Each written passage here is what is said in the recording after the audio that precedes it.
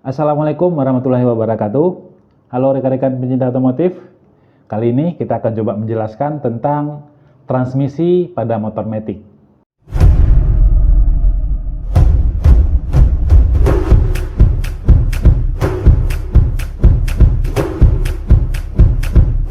Oke, jadi pada motor matic ya, seperti yang kita pernah bahas sebelumnya, sistem perpindahan tenaganya itu dia unik ya, tidak seperti motor manual pada umumnya, yaitu bisa dilakukan perpindahan dari gigi 1, kedua, ketiga, dan seterusnya.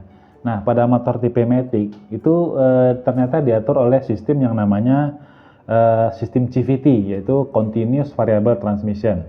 Nah, untuk penjelasan cara kerja bagian CVT ini kita sudah pernah bikin beberapa video gitu ya.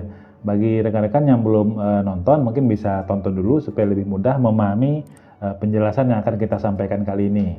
Nah, ya, jadi adapun tujuannya kita membuat video ini tentu adalah untuk menambahkan informasi ya, ataupun menambahkan pengetahuan bagi saya pribadi. Yang pertama, untuk rekan-rekan yang ingin mempelajarinya, tentu juga ya bagi adik-adik pelajar.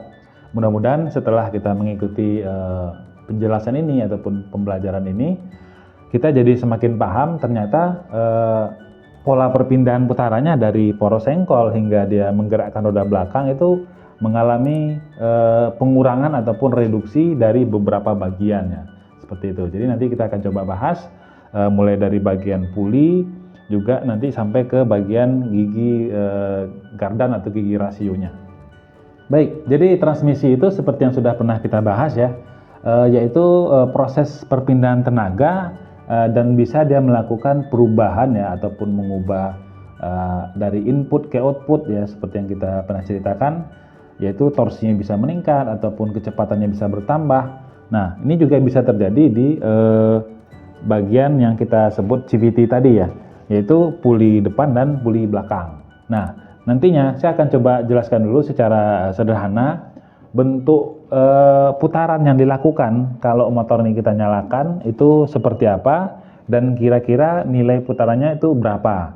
Nah, selanjutnya akan diteruskan ke bagian puli belakang. Nah, kita juga harus tahu dulu kira-kira putarannya itu dari depan lalu menggerakkan yang belakang itu jadinya berapa, apakah masih sama atau jangan-jangan sudah mengalami pengurangan atau reduksi. Nah, nanti kita akan menggunakan beberapa alat bantu ya di sini. Kami akan menggunakan alat bantu seperti yang kita lihat ini. Nah, ini ya. Jadi ini gunanya adalah untuk membaca putaran ya, ataupun seperti takometer. Takometer untuk benda yang sedang berputar. Nah, ini bisa digunakan ke benda apa aja untuk memastikannya kalau ini akurat atau nilainya tidak terlalu jauh dari pembacaan aslinya. Kita nanti akan gunakan juga alat yang seperti yang kita lihat ini, yang gunanya untuk memastikan RPM ataupun putaran mesinnya dalam waktu 1 menitnya itu berapa. Nah, nanti kita akan perbandingkan pembacaan di sini dan yang di sini apakah sama. Kalau memang sama, artinya kalau kita gunakan ke bagian yang lain, seharusnya ini nilainya juga mendekati nilai sebenarnya gitu. Baik, kita akan coba nyalakan motornya, lalu kita lihat putaran mesinnya itu atau RPM-nya itu dalam waktu 1 menit itu berapa begitu ya. Kita nyalakan.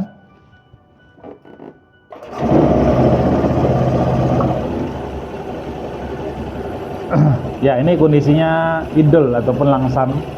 Kita udah pernah bahas di bagian RPM.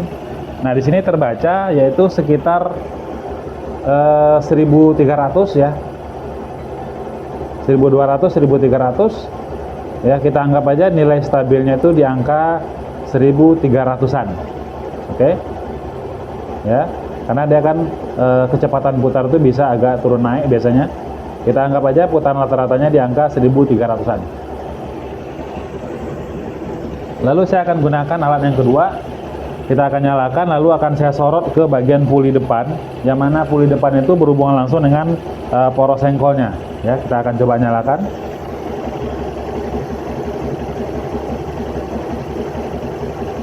Ya, bisa kita lihat di situ nilainya 1300 ya. 1300 1400 kurang lebih nilainya juga mendekati sama dengan yang tadi dengan alat yang satunya. Oke, 1300-an. Baik, jadi artinya nilai untuk pembacaannya kurang lebih sama. Jadi andainya nanti saya gunakan untuk mengukur pada putaran puli yang lain, seperti yang di sini mungkin contohnya, artinya itu nilainya sudah mendekati nilai yang sebenarnya. Nah, ini kita contohkan lagi ke bagian yang di belakang.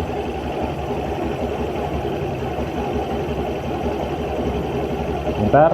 Nah, ini putarannya nggak terlalu kencang pastinya ya, hanya 160 putaran dalam waktu 1 menit, padahal di depan itu 1000 lebih. Oke, hanya 160. Nah, tapi jangan sangka kecepatannya segini dulu ya, ini kan posisi sebenarnya masih belum terhubung ya. Nah, pulinya ini belum terhubung sebenarnya karena kampasnya belum mengembang.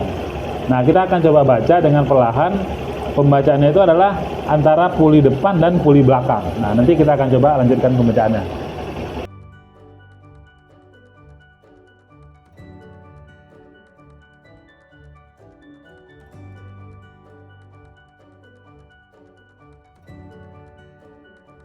Kita mau lepaskan dulu kampas kopling otomatisnya ini supaya tidak bergerak nantinya pada saat kita lakukan menaikkan putaran mesin. Jadi ini mau saya lepas, lalu kampasnya juga kita copotin, lalu tapaknya kita pasang kembali.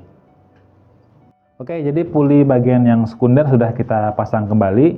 Nah, berikutnya motor akan kita nyalakan, lalu putaran puli depan kita akan ukur, lalu putaran puli belakang juga kita akan ukur. Nah, nanti akan kita ketahui ataupun kita coba cari rasio daripada putaran puli depan dan putaran puli belakangnya, berapa per berapa begitu.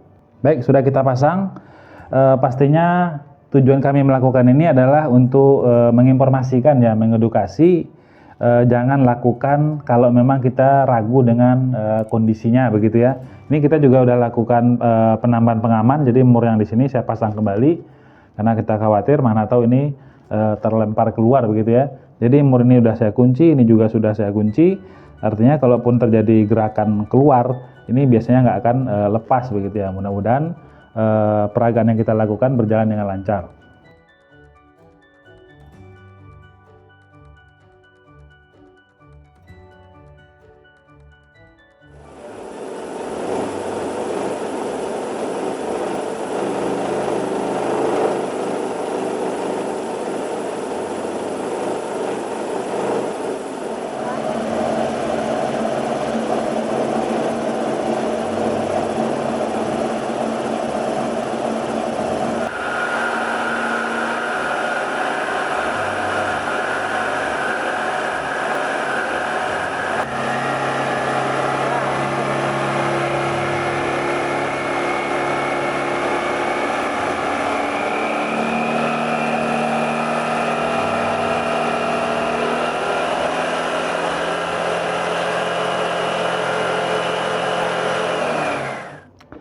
Oke, jadi tadi sudah kita saksikan ya seperti apa bentuk putaran di bagian puli depan dan mempengaruhi ke puli yang bagian belakang.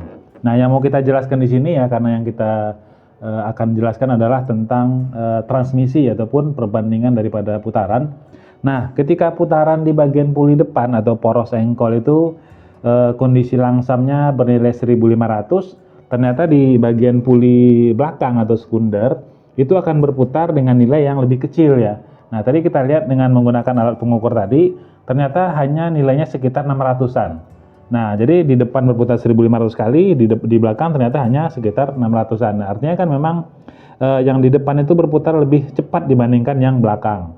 Gitu ya. Nah, jadi yang kedua kita lakukan lagi pengujian, mengukur ataupun membandingkan putaran depan dan yang belakang pada kondisi kendaraan ini mulai berjalan gitu. Nah, biasanya akan kita kalau mau mulai jalan, kita akan naikkan putaran mesin ataupun mulai digas begitu ya.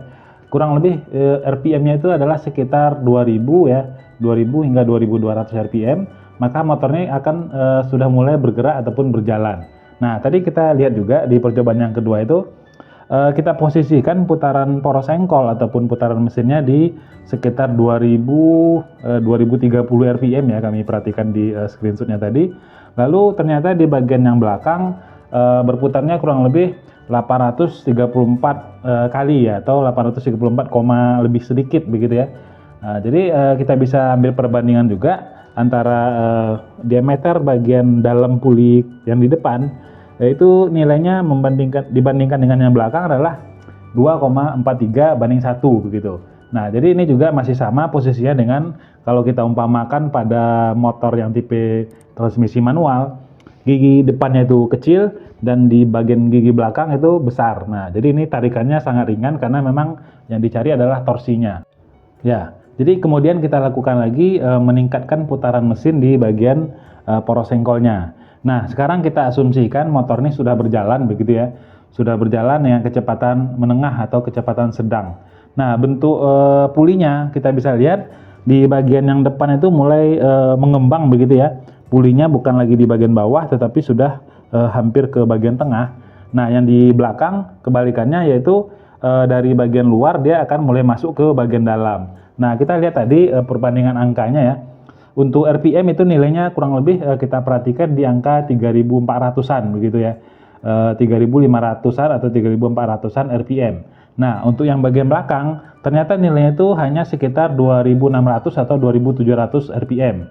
Nah, berarti memang perbandingannya ini masih kita bilang di bagian depan masih agak sedikit lebih kecil dibandingkan yang belakang, tetapi sudah hampir mendekati begitu. Nah, ini bisa diumpamakan kecepatan putarnya itu sudah hampir sama begitu, tetapi masih kurang sedikit. Nah, kemudian yang terakhir kita lakukan lagi pengujian yang agak lebih ekstrim ya, tapi ini juga bukan berarti kami menyarankan intinya, karena ini memang sebenarnya cukup berbahaya begitu ya. Jadi saya sarankan jangan lakukan kalau memang kita belum yakin ataupun tidak terlalu paham dengan kondisi ini, karena ini bisa beresiko begitu. Nah, jadi tujuan kami hanyalah memberikan edukasi, mudah-mudahan bisa jadi tambahan informasi bagi rekan-rekan sekalian. Oke, jadi kemudian kita lakukan menaikkan putaran mesin.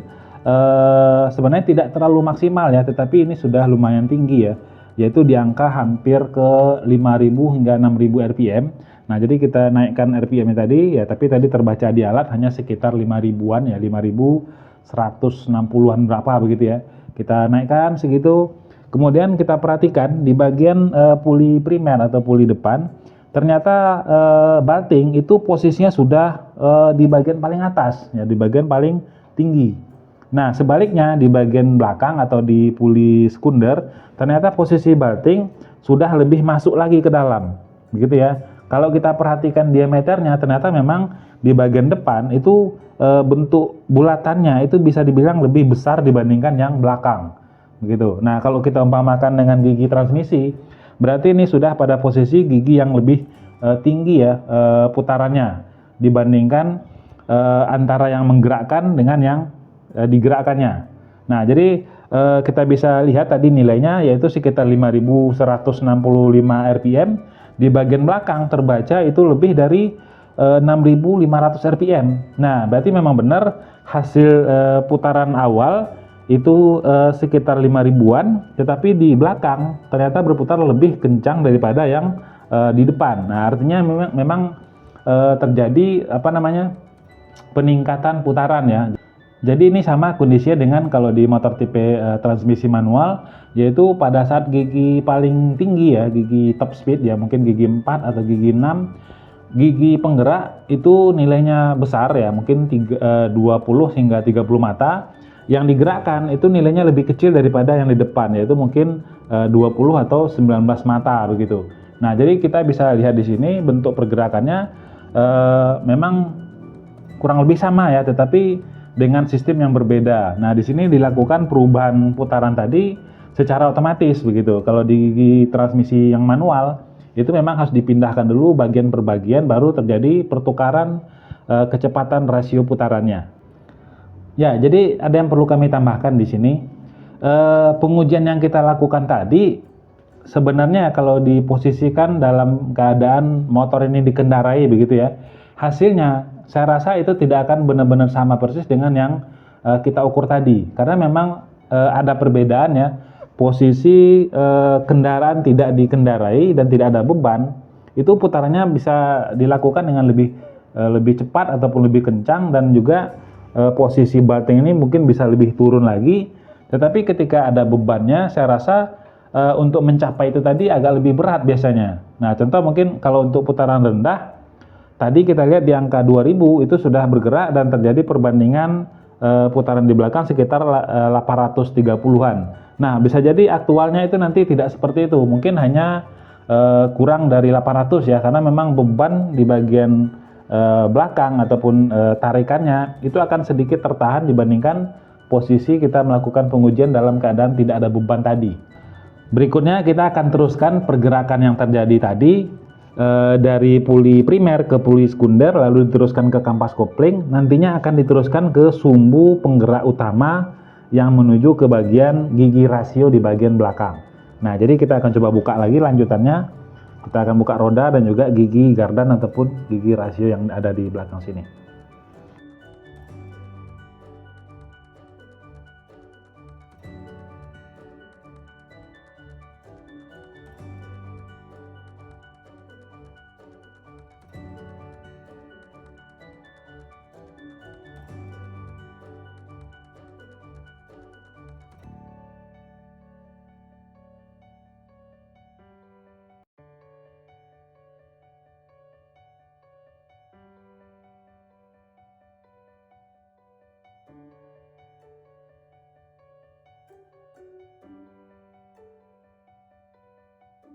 Nah, oke, jadi ini sudah di bagian roda belakang ya, ini sumbu roda belakangnya. Oke, ini kampas rem, kita lepas dulu.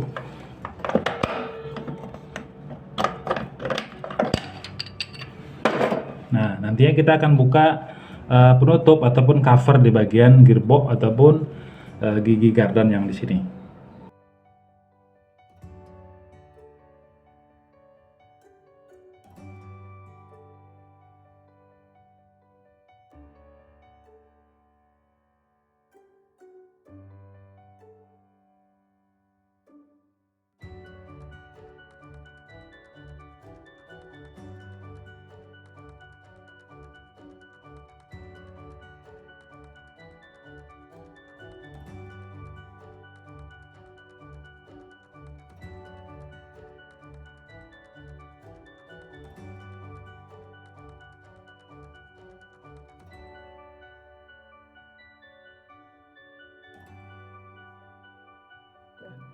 Baik, jadi baut di bagian sebelah kiri tadi sudah kita lepaskan semua. Jadi sekarang kita tinggal mengeluarkan ataupun menarik cover yang ada di sini. Sebelumnya kita lepas dulu selang ini dan juga kabel rem ya, kabel rem belakang ya, kita lepas. Nah, sekarang ini udah lepas semua, kita tinggal keluarkan. Olinya juga sudah kita tampung tadi ya. Kita tarik aja pelan-pelan.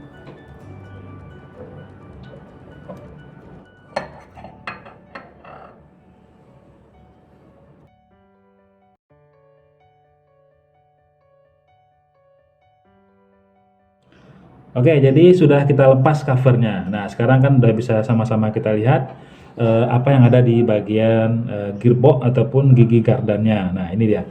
Jadi yang ini adalah sumbu yang bersumber dari puli sekunder. Nah, yang ini digerakkan oleh mangkok ataupun lonceng rumah kopling gandanya ataupun kopling otomatisnya. Nah, jadi kalau dia berputar seperti ini, nah gitu, otomatis dia akan menggerakkan gigi yang di sebelahnya, lalu diteruskan ke dalam, lalu diteruskan ke sebelah sini. Nah, kita mau coba jelaskan satu persatu ya. Saya lepaskan dulu ya, lepas. Oke, seperti itu. Baik, jadi gigi yang kita lihat di sini adalah kita sebut saja namanya drive axle ya, gigi penggerak utama. Nah, jadi ini sumber putarannya itu adalah dari mangkuk rumah kopling otomatis. Jadi ketika mangkok tadi berputar, maka ini juga akan ikut berputar. Nah, tipe giginya bisa kita lihat itu modelnya seperti miring begitu ya, tidak rata tapi miring. Nah, biasanya tipe ini dalam bahasa teknis disebut dengan nama tipe helical gear, gigi helical gear. Nah, jadi berikutnya putaran dari sumbu ini ataupun gigi yang kita lihat ini akan diteruskan ke bagian gigi yang di belakangnya seperti ini. Oke, nah ini juga pastinya tipe giginya juga miring begitu ya. Nah, jadi di bagian pertama ini bisa kita lihat gigi kecil menggerakkan gigi besar. Tentu istilahnya kalau kita sebut dalam istilah teknisnya yang terjadi adalah adanya reduksi putaran. Nah, ini contoh nih sama dengan yang kita pernah bahas dulu. Ketika gigi kecil menggerakkan gigi besar, tentu putarannya akan terjadi yang kecil berputar lebih banyak dibanding gigi yang besar. Contohnya mungkin ya, misalnya ini adalah 10 mata, ini 30 mata, maka si gigi kecil akan berputar 3 kali, barulah gigi yang besar berputarnya 1 kali atau 1 putaran penuh. Nah, di sini berarti kombinasinya itu adalah rasionya 3:1 begitu. Nah, kombinasi dari gigi yang tadi kita jelaskan ya, yang barusan kita jelaskan, yang pertama menggerakkan yang kedua ini, reduksi ini kita sebut saja reduksi pertama. Jadi ini disebut reduksi pertama, yaitu pengurangan jumlah putaran dari sumber awal menuju ke yang digerakkannya. Nah, yang kedua, di bagian gigi yang digerakkan ini ternyata terhubung ke bagian gigi yang satunya lagi ya, seperti yang kita lihat ini. Nah, ini akan masuk ke sini, gitu ya. Jadi apabila gigi ini diputar, gigi besar ini diputar oleh gigi yang kecil, maka secara langsung ini juga akan terhubung ke gigi yang di sini. Nah, ini juga akan menggerakkan gigi yang ini karena dia memiliki gerigi yang masuk ke bagian ini. Oke, seperti itu. Nah, jadi posisinya sekarang berubah menjadi seperti ini. Ketika ini berputar, lalu ini digerakkan, maka sumbu ini juga akan langsung ikut digerakkannya. Oke, seperti itu. Nah, lanjutannya, gigi yang besar giginya ini, tetapi ukuran matanya kecil, ini akan diteruskan menuju ke gigi yang terhubung ke sumbu roda belakang. Oke, seperti ini, sumbu roda belakang. Nah, jadi posisinya nanti akan terjadi seperti ini. Ya. Nah, ini kita bisa lihat juga ya, kalau saya balikkan seperti ini, gigi kecil kembali menggerakkan gigi besar. Nah, jadi ini juga yang terjadi adalah adanya reduksi ataupun pengurangan jumlah putaran. Nah, jadi perbandingan mata giginya di yang bagian depan atau yang kecil itu jumlahnya 12 mata, dan yang di belakang ini ternyata sekitar 44 mata ya. Nah, jadi kalau kita bagi 44 bagi 12 itu hasilnya 3,6. Nah, artinya kalau gigi kecil ini berputar sebanyak 3,6 kali, maka gigi yang belakang baru bisa berputar 1 putaran penuh. Nah, berarti terjadi 2 kali pengurangan jumlah putaran atau 2 kali reduksi. Jadi kita sebut saja posisi ini adalah ini reduksi pertama, dan yang di sini reduksi yang kedua. Berarti ada terjadi 2 kali reduksi. Nah, jadi kalau kita ingat lagi pelajaran kita yang dulu ya di bagian transmisi manual, itu juga terjadi 3 kali reduksi. Yang pertama reduksi primer, kemudian reduksi transmisi, terakhir baru reduksi akhir atau final gear. Nah, di sini juga 3 kali ternyata.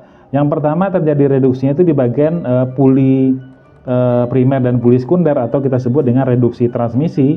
Lalu di sini terjadi reduksi yang kedua ya. Lalu di sini reduksi yang terakhir atau final gearnya. Nah, ternyata memang putaran awal dari mesin yang mungkin ribuan kali putaran tersebut, setelah diteruskan mengalami penyusutan, dan hingga akhirnya di bagian roda belakang itu mengalami penyusutan yang sangat banyak ya. Tentu dengan tujuan adalah memperbesar torsi ataupun meringankan putaran kerja mesin motornya. Saya bacakan sekali ya untuk perbandingan rasionya. Gigi yang di depan yang penggerak utamanya ini nilainya adalah 18 mata. Lalu yang besar di sini nilainya adalah 53 mata. Nah, kalau 53 kita bagi 18 nilainya 2,9 mata. Oke. Nah, selanjutnya artinya apabila si gigi penggerak ini berputar sebanyak 2,9 kali atau hampir 3 kali, barulah akan memutar gigi yang besar ini sebanyak 1 kali. Nah, kemudian terjadi 1 kali lagi reduksi di bagian gigi yang kita lihat tadi di belakang atau reduksi yang keduanya. Nah, jumlah matanya tadi itu adalah 12 mata dan yang belakangnya itu 44 mata. Sehingga perbandingannya adalah 3,6:1. Nah, gigi di sini akan berputar sebanyak 3,6 kali, lalu gigi yang di belakang akan berputar 1 putaran penuh. Nah, artinya ternyata memang sangat besar ya terjadi reduksi di bagian gardan ataupun gearboxnya motor Matic ini. Jadi kalau kita putar nanti mangkuk ataupun rumah kopling otomatisnya 1 putaran penuh, ternyata hanya bisa menggerakkan roda itu mungkin 1/10-nya ya, sangat sedikit sekali. Berarti mungkin harus berputar sebanyak 10 putaran dulu sumbu utama ini ataupun sumbu penggerak utama ini, barulah roda belakang ini akan berputar ya, sumbu roda belakangnya akan berputar 1 putaran penuh begitu.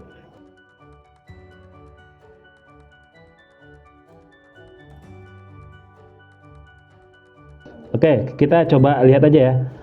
Gigi penggerak ini akan saya putar satu putaran aja, satu putaran penuh. Lalu kita akan lihat kira-kira ini si ban ataupun roda belakang akan berputar seberapa begitu ya. Nah, pedoman kita ambil aja di bagian pentil ini, apakah dia akan bisa berputar satu putaran penuh atau hanya sedikit. Oke, saya coba putar satu putaran penuh seperti ini.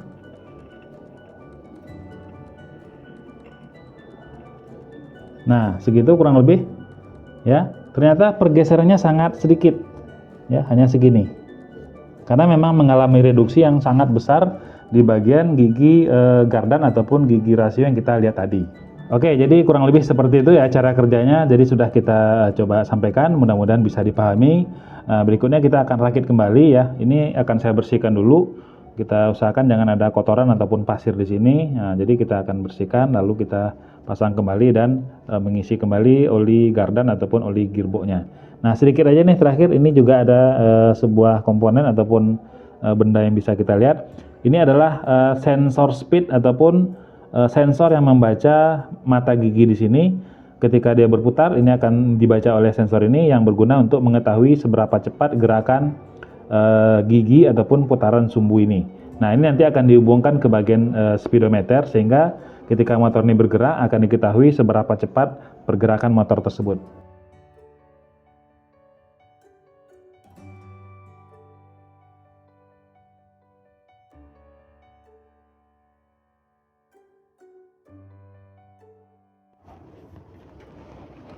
Baik, sudah kita rakit kembali ya di bagian gigi rasio, bannya, knalpot, dan juga bagian puli sekunder sudah kita pasang kembali.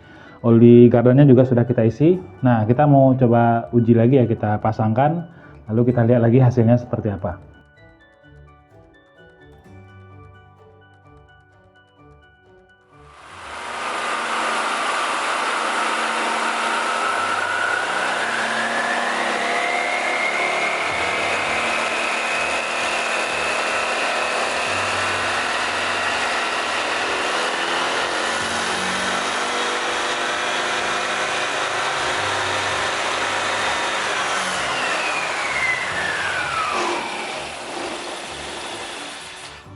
Nah, jadi sudah kita lakukan pengujiannya ya, yaitu kita mau lihat kira-kira ketika putaran poros sengkol itu dinaikkan, nah pengaruh ke bagian puli, kemudian diteruskan ke gigi rasio, lalu akhirnya bermuara di putaran roda belakang. Ternyata memang nilainya ini mengalami penyusutan yang sangat besar begitu ya.